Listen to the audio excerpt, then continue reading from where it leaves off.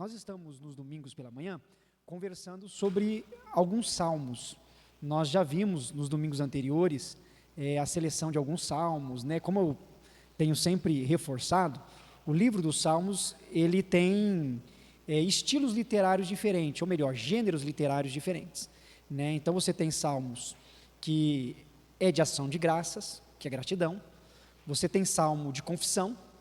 Você tem salmo de petição, né? Salmo de clamor. Você tem salmo de imprecação, que é um salmo onde o salmista fala da sua frustração, da sua indignação e pede, inclusive, que Deus castigue os seus inimigos, né? Então você tem vários gêneros literários e a gente tem a cada domingo estudado pelo menos um gênero diferente. Por quê? A estrutura desses salmos dentro do gênero geralmente segue a mesma lógica. A coesão dele segue o mesmo estilo para poder transmitir a mensagem. Hoje eu peguei um salmo, que é o de número 115, que é um salmo do ritual de aliança. Salmo de número 115. O que são salmos dentro do gênero literário de ritual de aliança? São salmos em que o povo entoava, cantava ao Senhor, celebrava ao Senhor, reforçando aquilo que eles criam, portanto, trazendo de volta à memória a aliança que eles tinham com o seu Deus.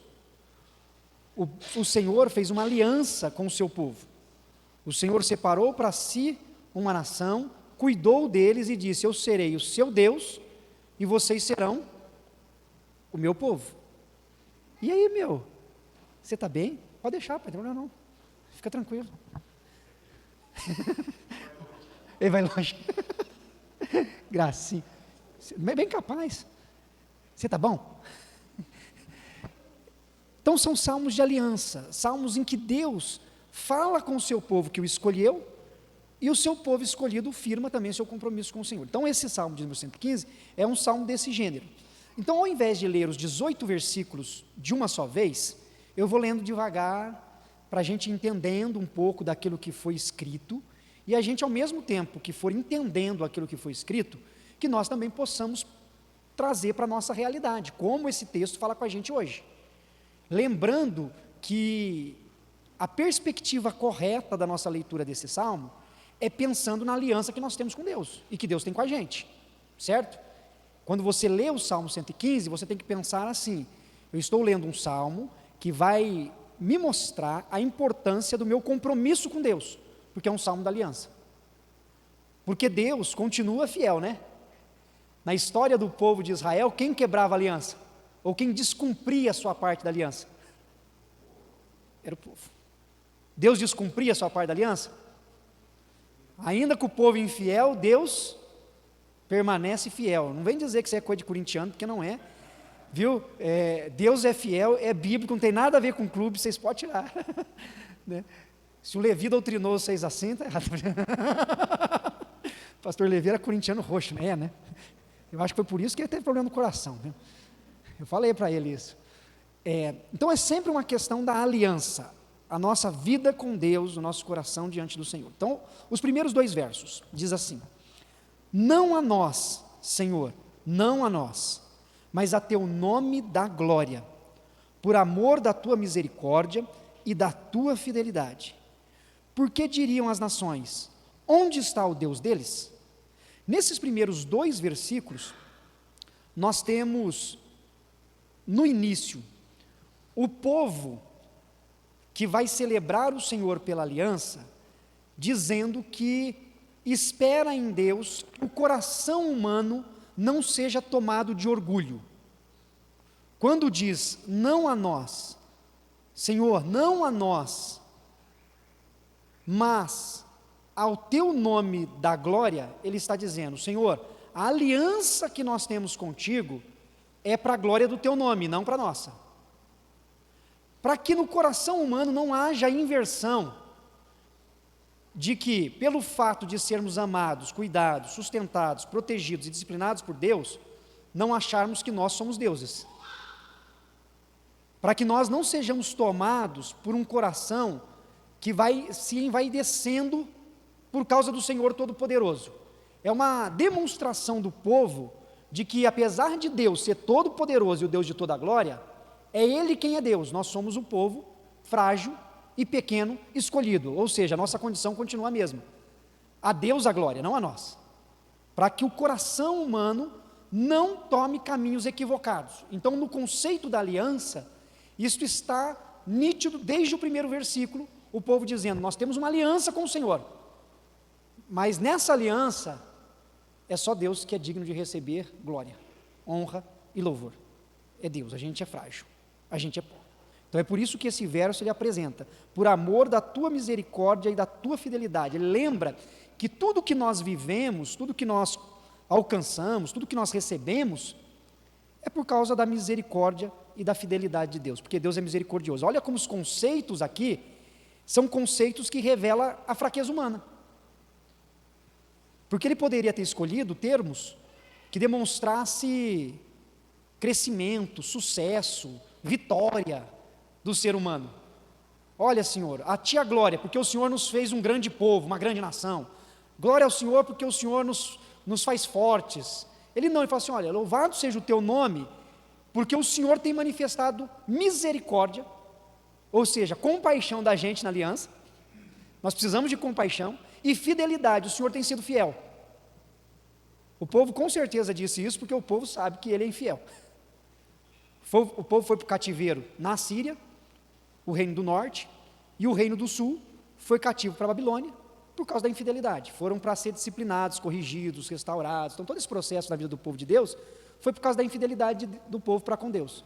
Mas ainda assim, Deus continuou cuidando do seu povo. A aliança. Para um pouco e pense comigo.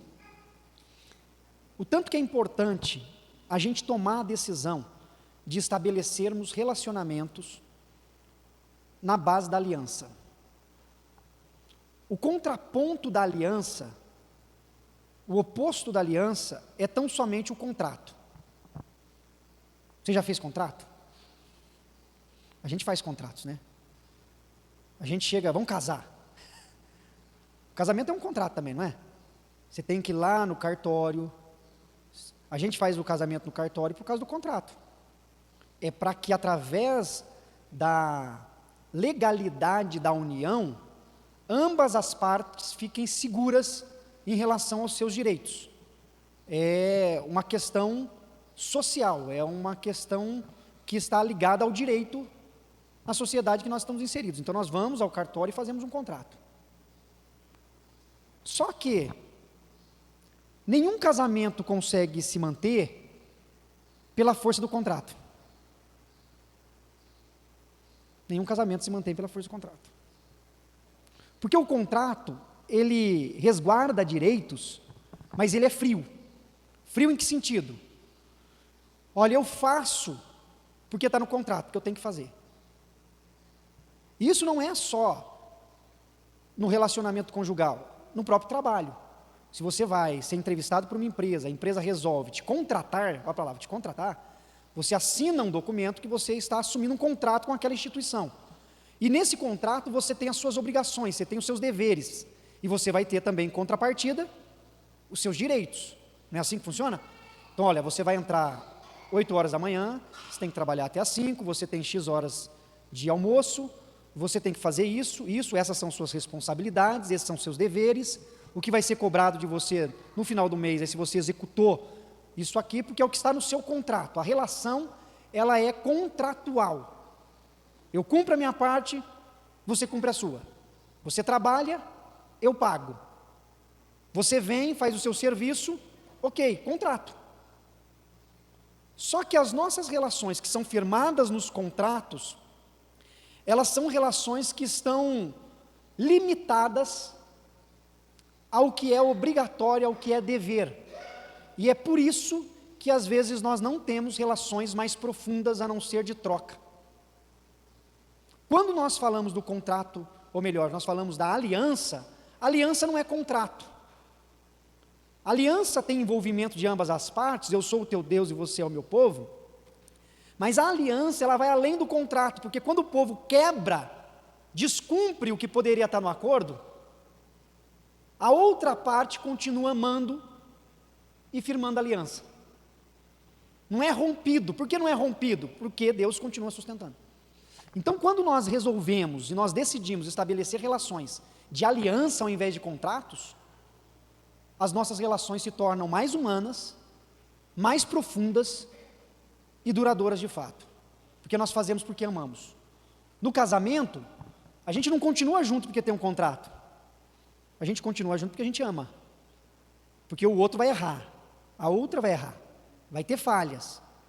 Só que o amor é a base da aliança.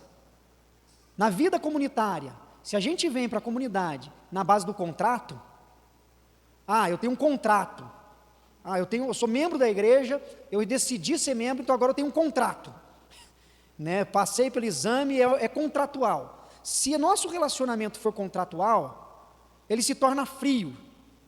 Agora, se nós temos uma aliança, eu amo a minha comunidade, eu amo o povo, eu amo a Deus, mesmo diante das nossas falhas, a aliança permanece. A aliança está além. Se você vai para o teu trabalho tão somente porque tem um contrato, o seu trabalho é limitado por aquilo que está estabelecido no papel. Mas se você ama o que você faz, se você tem alegria, prazer, até as dificuldades que você enfrenta são vencidas, superadas, porque há uma aliança.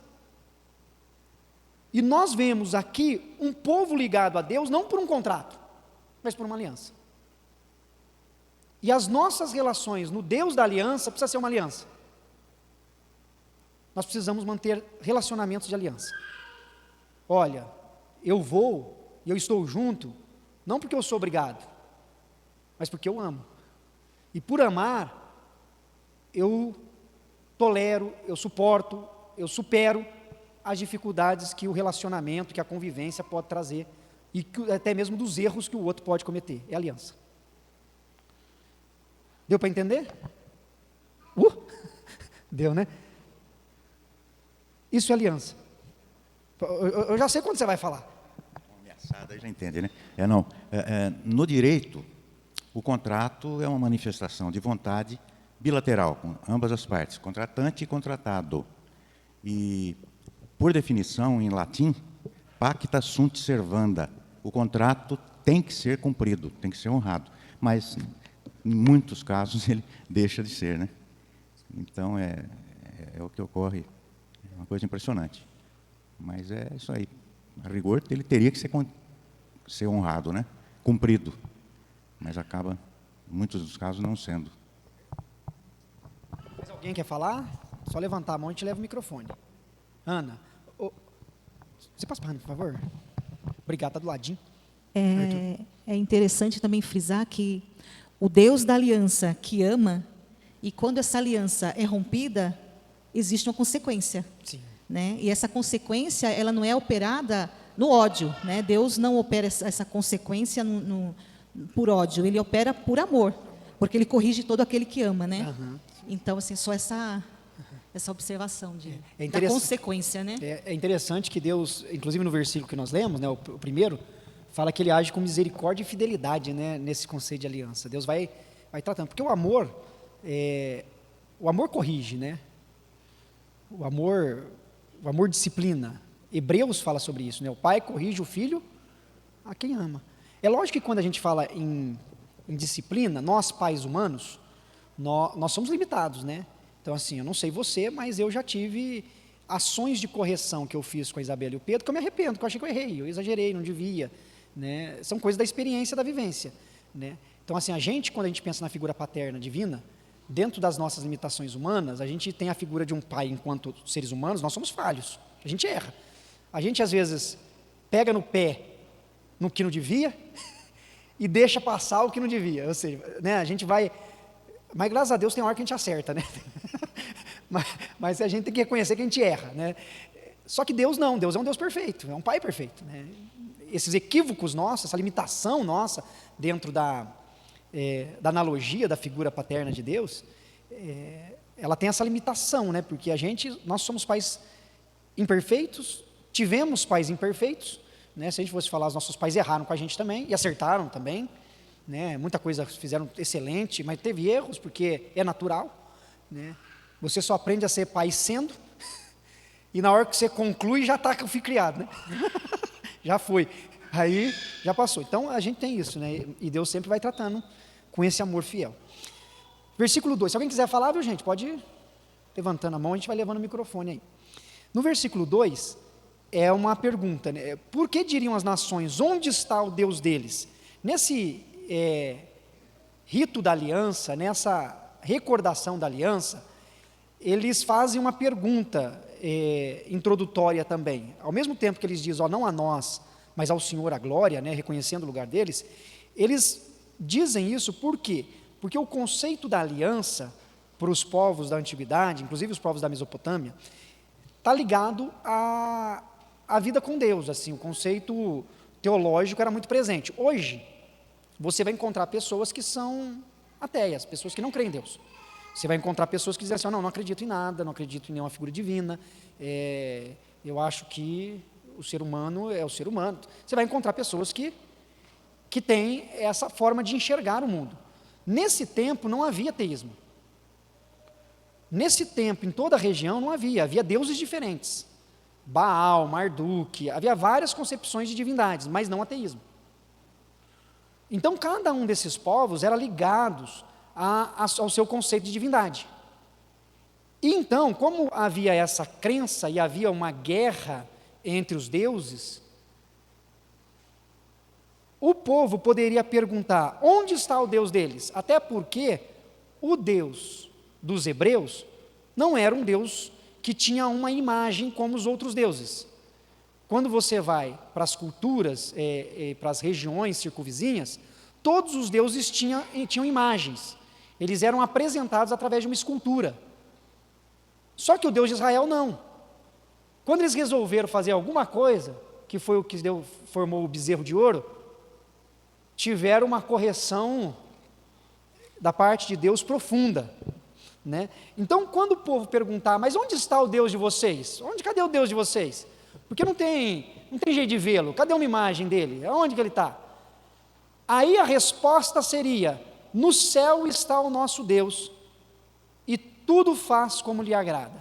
A resposta deles, que é no versículo 3, no céu está o nosso Deus e tudo faz como lhe agrada, o que eles estão dizendo, para aqueles que podem questionar onde está o teu Deus, é o seguinte, o nosso Deus é transcendente, ele não pode ser visto aqui, não dá para vê-lo como uma imagem corpórea, ou uma imagem física, não dá para vê-lo.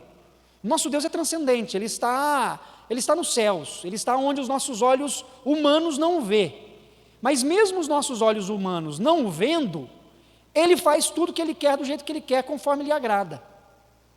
O nosso Deus é transcendente, mas ele age no meio de nós, fazendo exatamente o que ele quer, quando quer e conforme quer. Esse é o nosso Deus, essa é a resposta. Então o povo está dizendo que na aliança, eles não precisam de uma imagem física para se relacionar e crer no seu Deus. E essa é a resposta que eles dão aos povos vizinhos que poderiam questionar onde está o Deus de vocês. Até porque aquele pessoal tinha muito essa ideia do visível, né, do que era possível contemplar, olhar, ver. E é por isso que vem os versículos 4 em diante. Os versículos 4 em diante está nessa ideia. Prata e ouro são os ídolos deles, obras das mãos de homens. Olha só, ele começa a entrar nesses versículos, dizendo assim, olha, os povos pagãos, para continuar crendo no seu Deus, eles precisam criar imagens, precisam criar alguma coisa para ver, né? Mas essas imagens são obras das mãos humanas. Aí ele continua dizendo, olha, eles têm boca e não falam, têm olhos e não veem, têm ouvidos e não ouvem, têm nariz e não cheiram, suas mãos não apalpam, seus pés não andam, som nenhum lhes sai da garganta. Tornam-se semelhantes a eles, os que os fazem e quantos neles confiam. Então ele fala assim, olha, o nosso Deus é um Deus vivo. Deus é um Deus transcendente, que faz o que bem quer. Diferente de Marduk, diferente de Baal, diferente de outros deuses, que vocês têm as imagens por aí, mas eles têm boca, mas não falam. Eles têm nariz, mas não cheiram. Eles têm mãos, mas não fazem nada. É simplesmente uma imagem. Mas o nosso Deus, ele governa, ele reina, ele faz tudo conforme ele quer. Ele está dizendo a respeito dessa ação do Deus da aliança que está sempre agindo, sempre operando, né? E como é bom saber que o nosso Deus está sempre operando, né? Os nossos olhos humanos não veem, mas a convicção que temos de que Ele está cuidando, de que Ele está corrigindo, de que Ele está agindo, é o que nos traz segurança. Nós temos um símbolo, né? O símbolo mais presente no cristianismo é a cruz, né? A gente tem a cruz. E a cruz vazia, né? A cruz vazia, no cristianismo, é para reforçar a ideia que aquele que foi crucificado ressuscitou dentre os mortos, ele não está mais lá, né? O sepulcro está vazio. A cruz vazia, ela tem a intenção de demonstrar a dor, o sofrimento, a morte vicária de Jesus, mas simbolizar que o nosso Redentor ressuscitou dali, venceu o poder da morte, né? E como é bom a gente saber de fato que Deus cuida da gente, né? Um Deus que fala, um Deus que vê, um Deus que ouve, um Deus que cheira, um Deus que tem mãos, né? As suas mãos agem, as suas mãos operam, um Deus que se faz presente, um Deus transcendente, mas que se faz presente no imanente, né? Um Deus que está agindo no nosso meio. E o que Deus está fazendo? O que Deus está fazendo na sua vida? Você já parou para pensar nisso? O que Deus está fazendo na minha vida? O que Deus está fazendo na minha família? O que Deus está fazendo com a gente? Porque todas as lutas que a gente passa, todas as conquistas que nós temos, todas as crises, sejam elas emocionais, sejam elas pessoais, toda a pressão a qual a gente é submetido, em tudo isso Deus está presente, Deus está agindo. É que às vezes a gente está tão focado na dor, no sofrimento, que a gente não quer ver o que Deus está fazendo. A gente está tão focado, às vezes, naquilo que é tão momentâneo, na dificuldade em si, naquele instante, no que a gente espera imediatamente, e que a gente não observa o que Deus está fazendo, ao que Deus está nos submetendo. Porque o nosso Deus age. É diferente dos deuses dos povos pagãos. Nosso Deus está agindo. Ele está operando, Ele está presente. Ele está presente na nossa vida pessoal, Ele está presente na nossa família, Ele está presente na nossa igreja, Ele está presente. É um Deus que faz tudo conforme lhe agrada. E o que Deus está fazendo em você? Quais são as coisas que Deus está querendo mudar em você? Por Ele te amar tanto. Porque Ele tem uma aliança contigo. E mesmo que você esteja quebrando a aliança repetitivamente, que você esteja agindo de maneira contrária ao conceito da aliança, Ele não deixa você. Ele continua falando, Ele continua agindo, Ele continua moldando, Ele continua com a sua mão de poder. Às vezes te disciplinando, como fez com o povo na Babilônia. Ele pode estar fazendo com que você enfrente as coisas que você mais teme, mas Deus está agindo. Deus está agindo com as suas mãos, Deus está falando com a sua boca, Deus está contemplando com os seus olhos, Deus está ouvindo com os seus ouvidos, né? Essas são, obviamente, figuras de linguagem antropofática, né? Dando a Deus características que são humanas, que vê, ouve, cheira, para mostrar que Deus está presente, Deus está agindo. O que Ele está fazendo? Você consegue ver a mão de Deus, o agir de Deus em você? O que Ele está melhorando, o que Ele está moldando, o que Ele está mudando? Porque o nosso Deus é vivo, nosso Deus é presente. Quando chega o versículo 8 aí, é uma frase até irônica do povo, que ele diz assim, ó: tornam-se semelhantes a eles os que o fazem e quantos neles confiam. Ele está dizendo, olha, aqueles que têm a sua fé em outro Deus que não seja o Deus transcendente, onipotente, o nosso Senhor, né, o povo falando a respeito de Deus, diz, olha, eles se tornam semelhantes a eles, no que fazem, os que fazem, né, os quantos neles confiam, também começam a perder a capacidade de viver. Eu resumiria assim, é como se eles dissessem assim, os que não confiam em Deus e confiam nesses deuses que não existem, se tornam como eles, ou seja, vivem, mas deixam de existir, ou existem e deixam de viver, né? Acho que seria melhor. Não tem vida, tem boca, mas não falam, olhos, mas não veem, vai perdendo o sentido da existência. Então é dessa forma como o povo vê a sua aliança com Deus. E olha o versículo 9, ele reforça. Israel confia no Senhor. Israel confia no Senhor. Ele é o seu amparo e o seu escudo. Aí ele volta para o povo, ele fala, olha, povo de Deus, confia no Senhor, confia. Ele é o seu amparo e o seu escudo. Confiança. O que Deus está fazendo na sua vida? Você tem confiado em Deus e descansado no fato de que Ele tem cuidado de você? Confia. Às vezes é difícil confiar, né? A gente falar de confiança é fácil, é bom. Agora a questão não é falar de confiança, é viver em confiança. É diferente. A gente estava conversando, um grupo de amigos de pastores, e a gente estava dialogando um pouco sobre a fé cristã, né? A fé que temos no nosso Senhor, e o quanto que é forte no nosso meio o conhecimento. A gente conhece, né? Principalmente o povo presbiteriano, né? Presbiteriano é uma instituição cristã que enfatiza e leva com muita seriedade o estudo das Sagradas Escrituras, o estudo da Palavra de Deus, o conhecimento, né? A gente lê, a gente se prepara, a gente estuda, se aprofunda, a gente conhece, né? Algumas pessoas nasceram na igreja, né? Foram criadas desde crianças, então aprenderam muitas coisas. Outros vieram para a igreja depois e aprenderam, ouviram muitas coisas. A gente vai aprendendo, nossa mente vai enchendo de informações. Você aprende o que é trindade, você aprende o que é oração, você aprende o que é pecado, o que é perdão, o que é justificação, santificação, adoção, né? Olha quanto termo teológico que a gente aprende, né? A gente, às vezes, vai estudar Apocalipse, vai ver a questão dos últimos tempos, a escatologia, é muita informação. A gente aprende muito, o nosso intelecto ele é cheio de informações. Só que a pergunta é a seguinte: o que você vive do que você aprende? Às vezes nós estamos tão cheios de informação, a gente sabe o que é confissão, a gente sabe o que é oração, a gente sabe o que é leitura bíblica, a gente sabe a importância da palavra de Deus, da nossa fé, a gente sabe a importância da comunhão, de estar reunidos em culto, em escola dominical, para adorar a Deus. O conhecimento é de passar no Enem, hoje.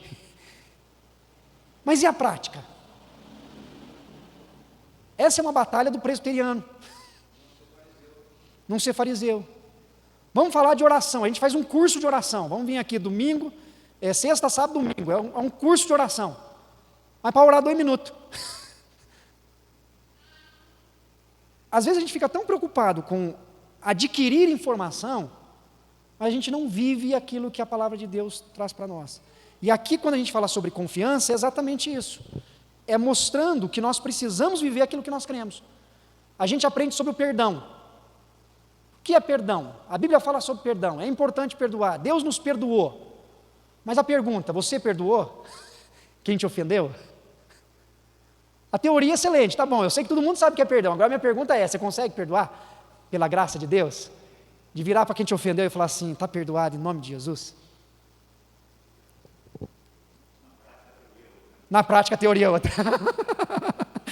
Boa, Arthur, essa é boa. Na prática a teoria é outra. Então a gente aprende muitas coisas que são importantes, que são bíblicas, mas o que nós precisamos buscar, muitas vezes, não é mais informação. O que nós precisamos buscar é viver aquilo que a gente já sabe. Confiar em Deus é viver. O povo de Deus, à medida que Deus ia falando com eles, ia guiando eles, a gente tem que sempre lembrar o seguinte, que esse texto que a gente tem na mão, a Bíblia que a gente tem na mão hoje, o povo não tinha, tá bom? Isso aqui foi o cânon que a gente chama, né, os livros que foram selecionados pela igreja, foi bem posterior. O que o povo tinha nessa época era o Pentateuco, os 5 primeiros livros da lei. Gênesis, Êxodo, Levítico, Número e Deuteronômio. A Torá, exatamente, era o que o pessoal tinha. Deus ia falando com eles. Então imagine você que o número de informações que eles tinham e o conhecimento que eles iam adquirindo era bem menor do que nós temos hoje. E sem dizer que hoje a gente tem muito conhecimento que é científico, que é comprovado, a gente tem muitas informações. Mas o que esse povo precisava viver e o que nós precisamos viver, no conceito da aliança, é pôr em prática aquilo que Deus, por meio de sua graça, falou conosco. Senão não adianta. Não adianta a gente só encher o intelecto. Isso precisa mudar o nosso coração. Não adianta eu falar que oração é importante e, se eu for sincero, eu falar, nossa, eu tenho orado só no culto. Não adianta eu falar, olha, é importante perdoar, mas todo mundo que me ofende, todo mundo que me machuca, eu viro inimigo mortal. Né? Não, eu entendo a importância... Alguém quer dar algum exemplo? Da leitura da palavra. Eu sei que é importante ler a Bíblia é a palavra de Deus, mas aí você não lê a palavra. A Bíblia está lá, você só pega para trazer no culto. Davi? Deixa eu levar o microfone aí, Davi. Está todo mundo ouvindo o Davi? Certo.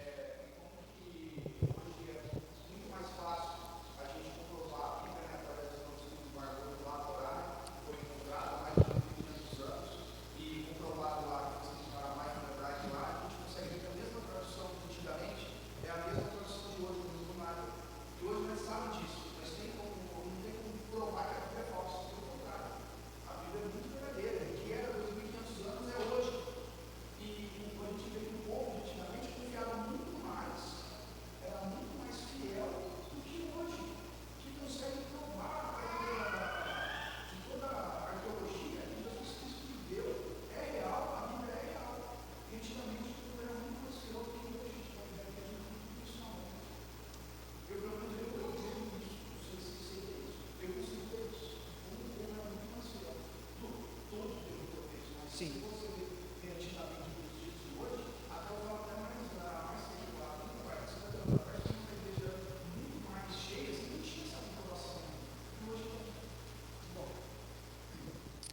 Muito bom. Olha só, aí continua aqui versículo 10. Versículo 10 vai dizer assim, depois que diz Israel, confia no Senhor, Ele é o seu amparo e o seu escudo, né? Amparo e escudo aqui, eu já falo um pouco sobre isso, que é a questão de proteção de um Deus que cuida mesmo, né? De maneira bem resumida. Aí ele vai dizer assim, olha, a casa de Arão confia no Senhor. Casa de Arão aqui significa os sacerdotes, tá bom? Ele é o seu amparo e seu escudo. Confiam no Senhor os que temem o Senhor. Ele é o seu amparo e o seu escudo. De nós se tem lembrado o Senhor. Ele nos abençoará. Abençoará a casa de Israel, abençoará a casa de Arão. Ele abençoa os que temem o Senhor, tanto pequenos como grandes. Então olha aqui, ele continua reforçando essa ideia da aliança. Ele fala assim, olha, confia no Senhor, porque o Senhor tem nos abençoado. Quando ele fala da casa de Arão, ele fala de um grupo específico, que são os sacerdotes, e logo em seguida ele fala de todo o povo, né? Então ele vai reforçando isso, e ele repete, ele é o seu amparo, ele é o seu escudo, ele é o nosso amparo, ele é o nosso escudo, ele é quem cuida da gente. Na aliança, Deus abençoa a nossa casa, Deus abençoa a nossa vida, Deus abençoa o seu povo, Ele abençoa os que temem o Senhor, todos eles, sejam pequenos ou grandes, Ele abençoa, Ele cuida, Ele protege. Então, lembrando isso ao povo, né? Olha, o Senhor é o nosso escudo, o Senhor é a nossa proteção, o Senhor é o nosso amparo. Então, busque sempre amparo, proteção no Senhor, todos os dias, todos os dias. Não é só no momento difícil, são todos os dias, em todo o tempo. Ele abençoa as nossas vidas. Aí vem uma bênção, olha só o versículo 14. O Senhor vos aumente bênçãos, mais e mais, sobre vós e sobre vossos filhos. Sede benditos do Senhor, que fez os céus e a terra. Tem uma palavra de bênção, porque a bênção faz parte da aliança. Na aliança, Deus disse que abençoaria o seu povo. Deus disse que cuidaria deles. Então nós temos reforçado nesses versos as bênçãos do Senhor, que Deus abençoe mais e mais, que Deus guarde mais e mais, sustente mais e mais, bênçãos sem fim sobre o seu povo, né? E nós podemos nos alegrar em saber que não há bênção maior que nós poderíamos ter recebido do que o perdão dos nossos pecados através do sacrifício de Jesus, né? Não tem nada que se compare à convicção que temos de que Jesus morreu na cruz em nosso favor, de que Ele cuida da gente, de que Ele ampara a gente, de que Ele fortalece a gente, sustenta, que Deus é um Deus de graça, misericórdia, compaixão, né? Não tem amparo maior, não tem proteção maior, né? Deus por meio de sua misericórdia e graça, se fez homem, né?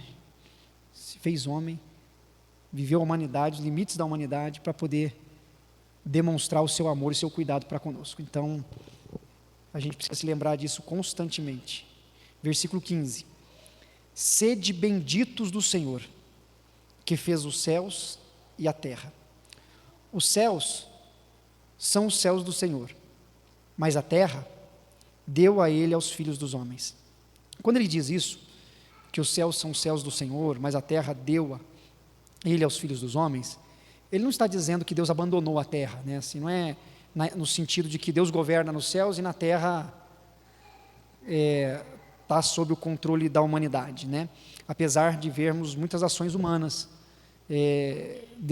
destrutivas, né? Destruidoras, maldosas, né? Também, devido à natureza humana. Mas quando ele fala que a terra ele deu aos filhos dos homens, ele está dizendo que Deus, no meio da sua aliança, ele permitiu que nós pudéssemos viver nessa terra e cumprir a vontade dele aqui, né? Está dentro de um conceito para que nós vivamos para a glória dele, para que nós possamos fazer o melhor para ele nessa aliança, fazer aquilo que reflete a imagem de Deus, seja justiça, equidade, amor, perdão, misericórdia, fidelidade, tudo aquilo que mostra o amor de Deus.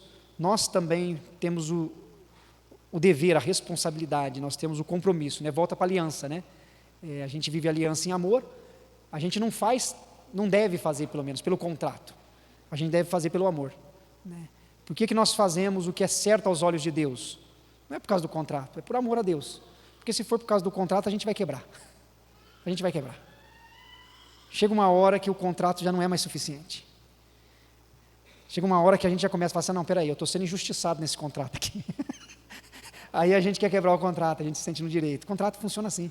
Chega uma hora que a gente acha que já o contrato está defasado.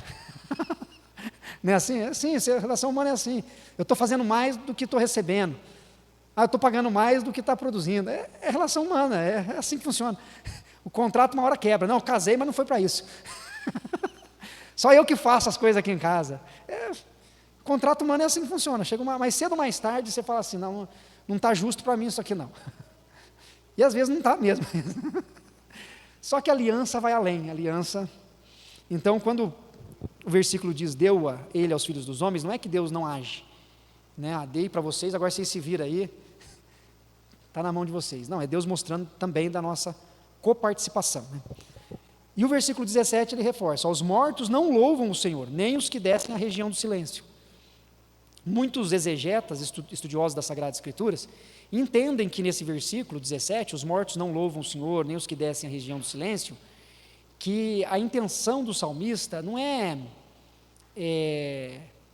falar de maneira literal sobre a morte, mas de maneira figurada, no sentido do seguinte, que aqueles que não estão na aliança, é uma morte espiritual, é a ideia de um desconectar com Deus. Aqueles que não louvam o Senhor, aqueles que não têm vida com o Senhor, esses acabam não fazendo o que é preciso para glorificar o nome do Senhor mesmo, ou seja, os mortos não louvam. Então é necessário que as pessoas sejam tocadas por Deus para viver na aliança, porque se não estiver na aliança, estão mortos espiritualmente. E é nesse sentido que o versículo 17 tem até uma coesão melhor com todo o texto, né?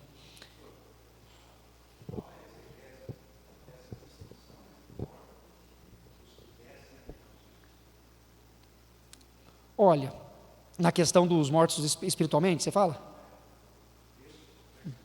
Uhum.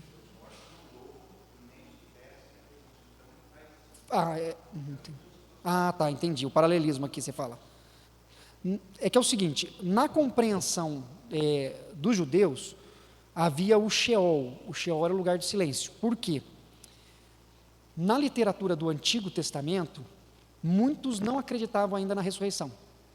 Tanto que você tem um grupo que é dos saduceus, de que não haveria ressurreição. Eles questionam Jesus. Então, se uma mulher casou, não teve filhos com o marido, ela morreu. Aí veio o irmão mais velho, casou com ela, porque era a lei do levirato, era obrigatório o irmão mais velho casar para dar descendência. casou com ela, não deixou filhos também. Aí veio o outro, tinha 7 irmãos. Os 7 desposaram a mulher, e ela nenhum deu filhos, e ela morreu também. E foi para o céu porque teve ressurreição, então. Os saduceus questionando Jesus, né?